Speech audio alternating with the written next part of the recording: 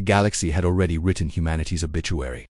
After centuries of defiance, the Varan Empire had brought Earth to its knees. Human colonies were burned, fleets shattered, cities turned into fields of ash. The Galactic Council had declared humanity a failed species, unfit for survival in a galaxy ruled by strength. On broadcast networks spanning 1,000 worlds, Earth's enemies laughed, confident that humanity's end was only a matter of time.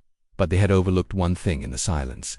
Between dying stars, in the black void no sensors dared to scan, Earth's hidden operatives still moved, and among them was a man whose mission was so impossible it was meant as legend, not history. His name was Commander Yarek Thorn. To the galaxy he did not exist. To Earth, he was the last knife left in the dark. The mission was simple in concept, devastating in execution. Infiltrate the core nexus, the Varan Empire's ultimate war hub. The nexus wasn't just a fortress. It was the nerve center of the Empire's fleets, a lattice of quantum relays binding together hundreds of star systems. To strike it directly with ships would mean annihilation. To strike it with one man meant changing the fate of the galaxy. Yarek had no illusions about survival. His infiltration pod, no bigger than a coffin, drifted silently through the Empire's blockade. Wrapped in stealth alloys that bent light and sound, the pod was invisible to the most advanced scanners. He floated in darkness, heartbeat steady, eyes closed until the pod shivered against the docking port of the Nexus.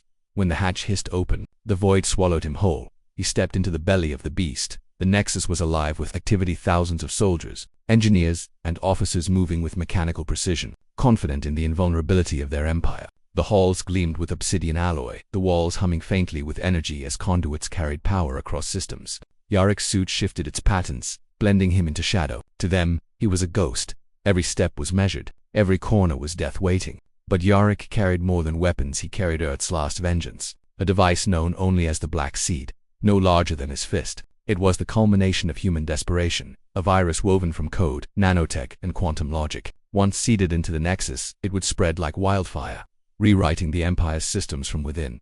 The galaxy called humans reckless. They would soon call them something else. Yarek slipped past squads, crawled through vent shafts, and dangled above patrols whose eyes never lifted. He reached the central chamber of the Nexus, a vast cathedral of machines. At its center rose the core, a pulsing sphere of living code, the heart of the Empire's fleets.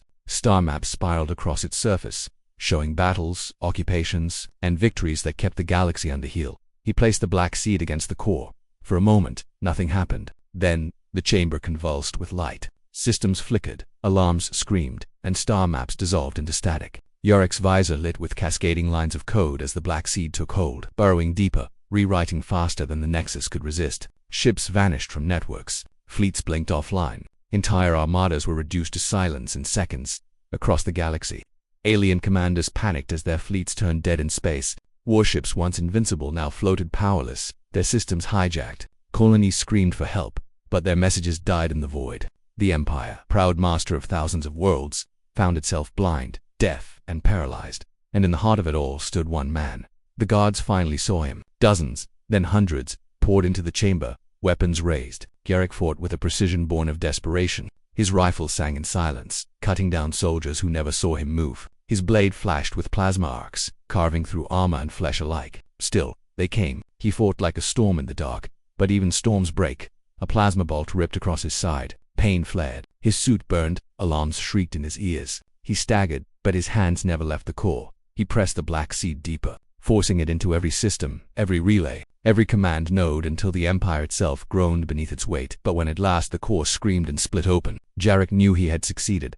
The explosion hurled him across the chamber, body broken, armor torn. He dragged himself upright, staring at the chaos unfolding before him. The Nexus, once the most secure hub in the galaxy, was collapsing. Flames licked its walls. Energy storms ripped through conduits. Soldiers screamed in panic as the ground split beneath them. Yarek smiled through the blood. On his lips he activated his final beacon. Not to escape, he had no strength left for that. The beacon wasn't for him. It was for Earth. It broadcast a single message across the galaxy, carried on every freed network, burning into every screen, every starship, every world. You thought humanity was broken. You thought we were gone. But remember this. Alone in the dark, we endure. Alone in the dark, we fight. Alone in the dark, we change the fate of empires.